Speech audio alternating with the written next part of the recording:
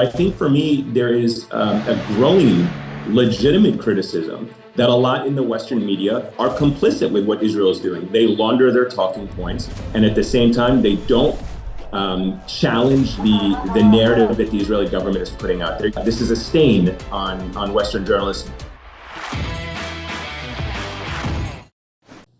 America and the world are inflamed by a lot of issues right now. The Trump presidency is one, the war in Ukraine another, and a topic we've often discussed on this show, the situation in Gaza, is yet another. On every one of these subjects, the question of media coverage looms large. Are the media being fair? Are powerful people bending that coverage to their will? Are some voices being marginalized? And so on. To discuss all of this, but with a particular focus on Gaza, I'm glad to be joined today by Ayman Mohyeldin. Ayman is the co-host of MSNBC's The Weekend Primetime. That show airs from 6 p.m. to 9 p.m. Eastern on Saturdays and Sundays on, of course, MSNBC. Ayman has reported on a whole range of issues across the board, but a key area of interest has been the Middle East and the Arab world. Ayman himself was born in Egypt to an Egyptian father and a Palestinian mother. Ayman, welcome, first of all. I want to start with a kind of grim topic, but it is the number of media personnel who have been killed in Gaza, primarily by Israel, since October 7th. It's a really shocking number. The Committee to Protect Journalists puts that number at about 200. Just recently, we've had the strike on Nasser Hospital, which killed 5 members of the media, the killing of 6 journalists, including Al Jazeera's Anas al-Sharif at Al-Shifa Hospital, and these events continue. There were another 2 journalists reportedly killed yesterday.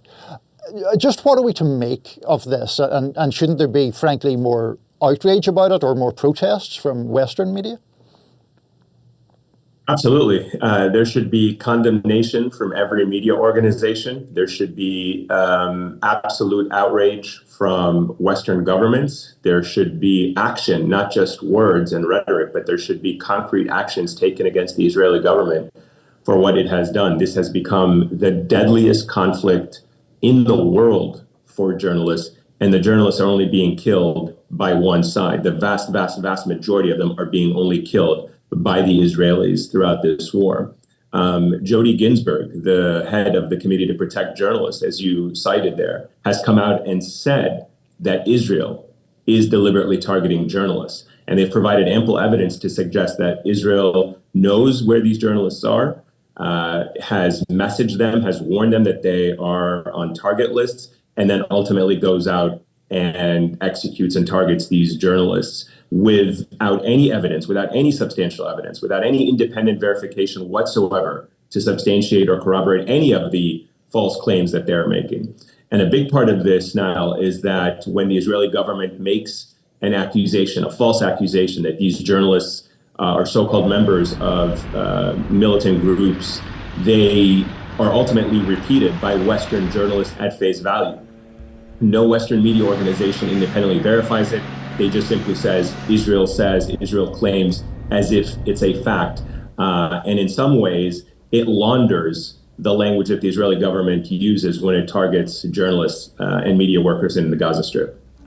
And obviously the widespread reasonable assumption is the targeting of these journalists is aimed in part or wholly at removing witnesses to what is going on, right?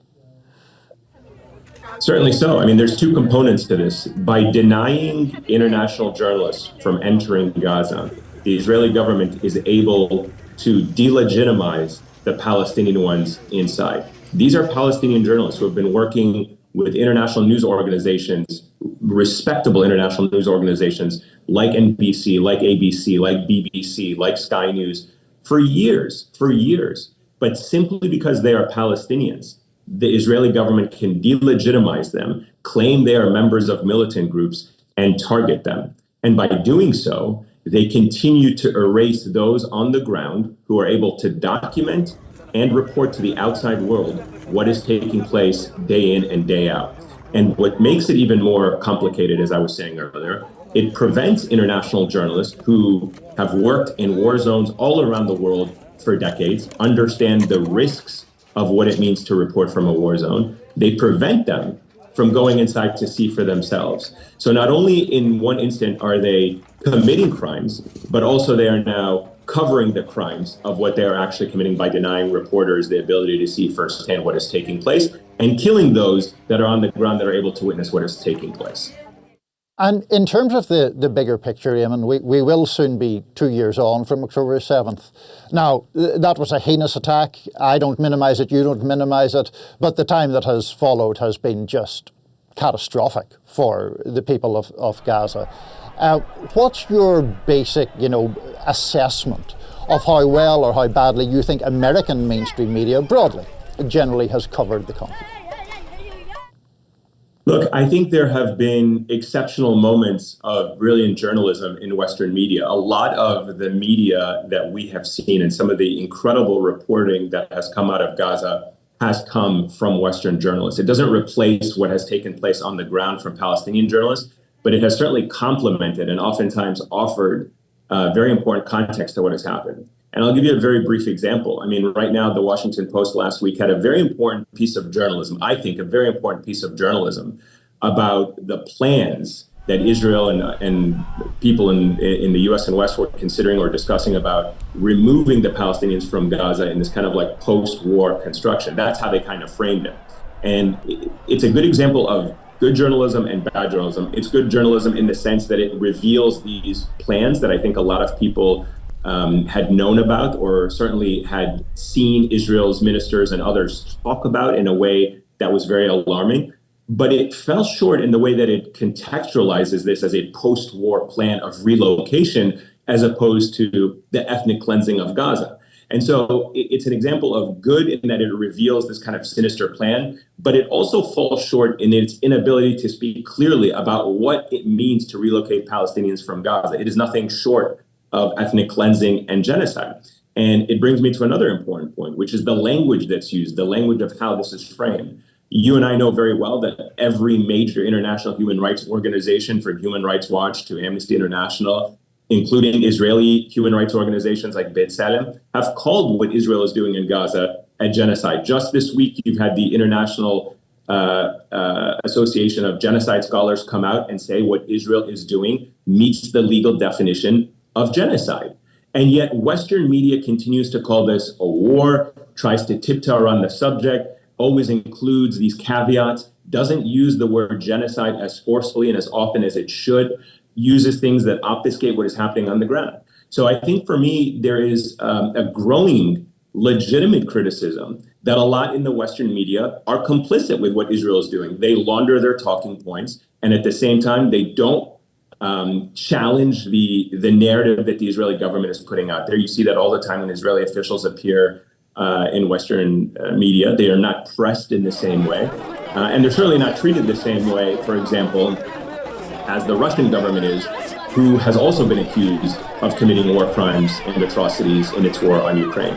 That double standard in the Western media, I think, has been exposed. It has been exposed by social media. It has been exposed by media critics. It's been exposed by people who are very critical of the way language is manipulated and oftentimes omitted.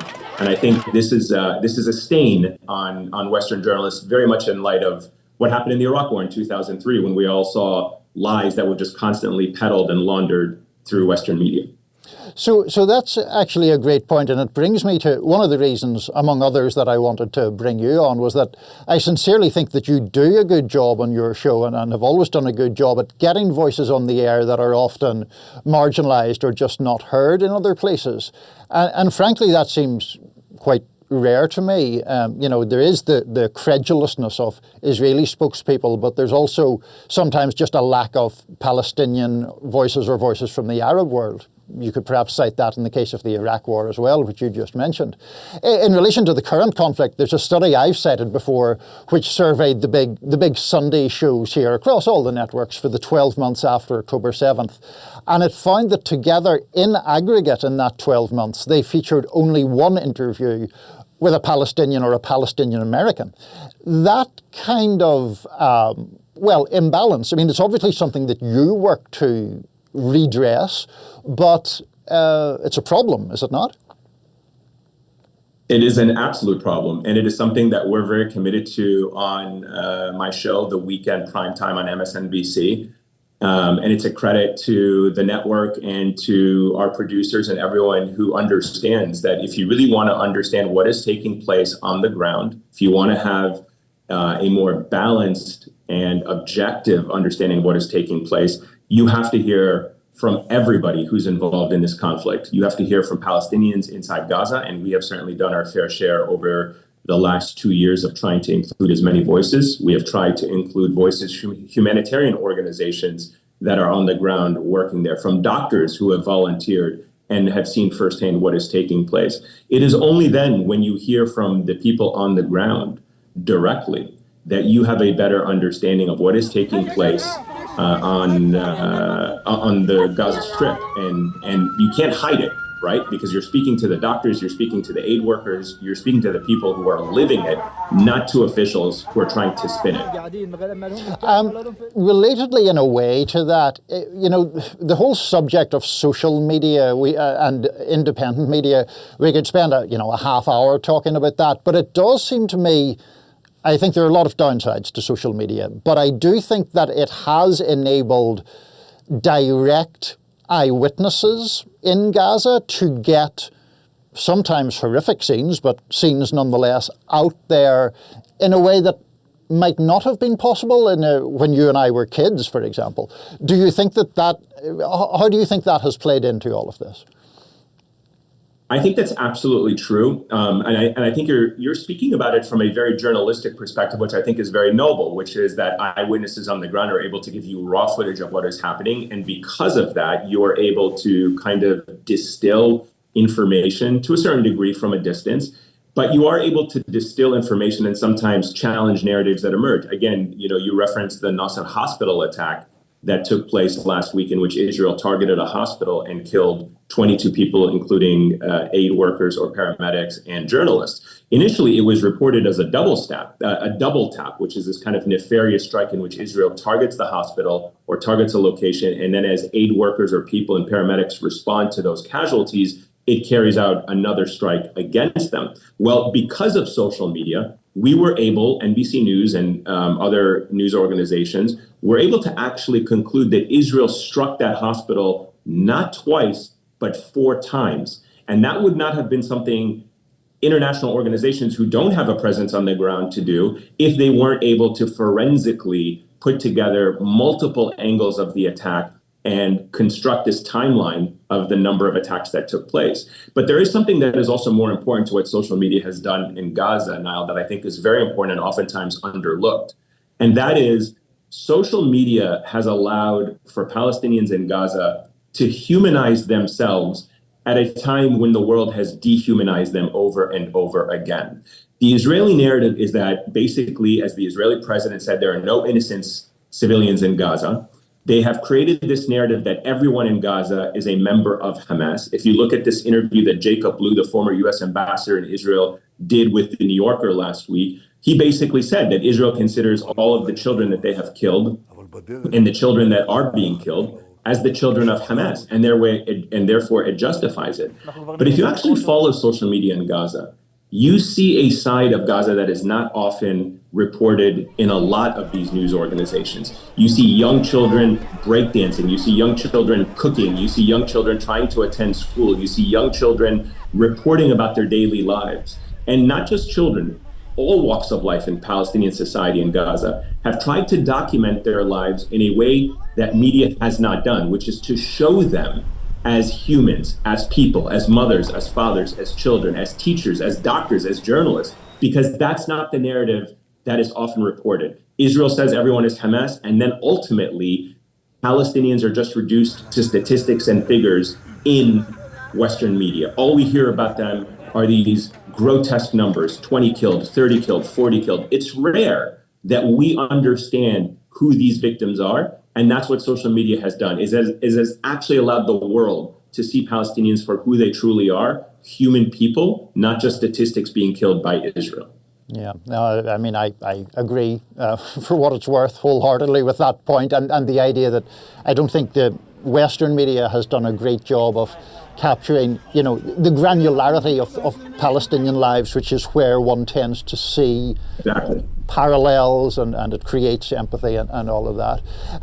Just finally, Ayman, before I let you go, I mean, I know none of these stories are about us, right? But it's also true that there aren't that many people in prominent roles in the American media with roots in the Arab world. And I've certainly spoken to other people in our business who have those same roots. And I think sometimes over the past 2 years, I certainly sense from them a feeling of isolation sometimes, or real pain when they feel as if Palestinian and by extension Arab and Muslim lives just aren't necessarily given that same value as other lives. How are you doing with all that? Do you recognize those emotions?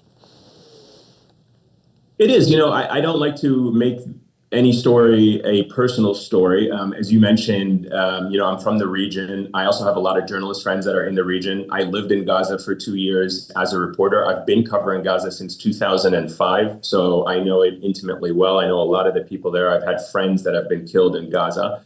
That part of covering any conflict is difficult, as I suspect it is for people who have roots in Ukraine, or journalists that have connections in other parts of the world who have covered and had to report on their own communities. I think what's extremely difficult about this particular war for Arab Americans and Muslim Americans and others who have connections there is the fact that you have to report on it, but you're also watching your own government contribute to the killing of your friends and families and relatives in Gaza. And I think it's extremely distressing. I think everybody that I know, journalist or not journalist, who is an Arab American watching this in real time, they are living parallel lives that are kind of dystopian. On one hand, we are living in a Western society, but at the same time, we're watching our communities and our friends and our relatives being, basically killed on a live stream feed from the moment we wake up to the moment we die. When you have the president of the United States using the word Palestinian as a slur, when you're watching the State Department dehumanize Palestinian children who are coming to the U.S. to get treatment, now being banned from coming to the U.S. because of an extremist, right-wing fascist person like Laura Loomer, who takes credit for that. When you watch these things play out in your own country, it compounds the pain and the grief and the difficulty that we have living here, watching it, and then knowing that our tax dollars are also funding this genocide. So it's an extremely difficult time. It's not a time for anyone to give up. It's not a time for anyone to stop, because as we know, this has to end, and it has to end justly, and there has to be accountability for what is happening.